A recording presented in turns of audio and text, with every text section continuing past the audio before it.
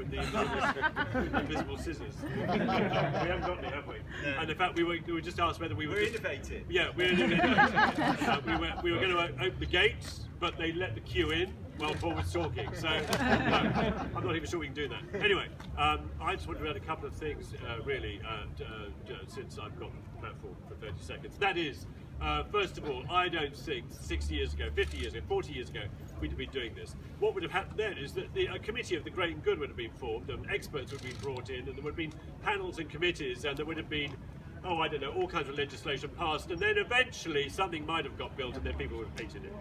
And that's the way that we traditionally built our cities. So the culture is changing. We now have a council, we now have approaches which are collaborative.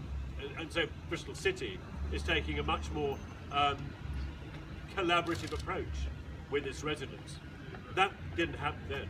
The other thing that didn't happen then is that we didn't have an emerging off-site fabrication industry, which we do in the UK now. We've had to develop an off-site housing fabrication industry because on-site fabrication in the rain in Britain has got so miserable, and so it's so antediluvian. We're having to leave it behind and figuring out all kinds of ways of making housing more sustainable, more exciting, better built, better quality, and faster in terms of delivery.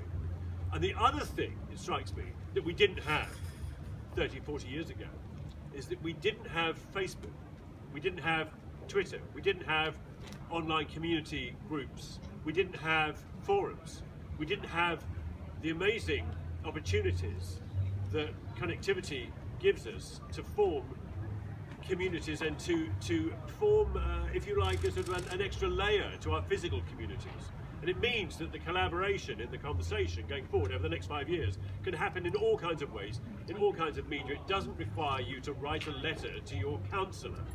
It means that you can actually, with your community, begin to have a conversation, and those conversations can be incorporated and fed into and thrown back at and help develop the ideas. So I think those things are kind of fundamental, and what should emerge from this is not in 20 years' time 200 of these and 100 of those and 150 of those kind of dotted through Bristol. It won't be like that. These houses won't be there. There'll be something else, maybe from the same manufacturers. Maybe they'll be styled and contextualized and put into a different skin and woven into an existing place, stitched and patched in.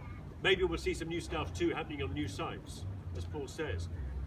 But one thing's for sure, what will emerge and what should emerge are schemes, houses, homes, in places and neighbourhoods where the people who live there have had a say in what happens, in how it all develops.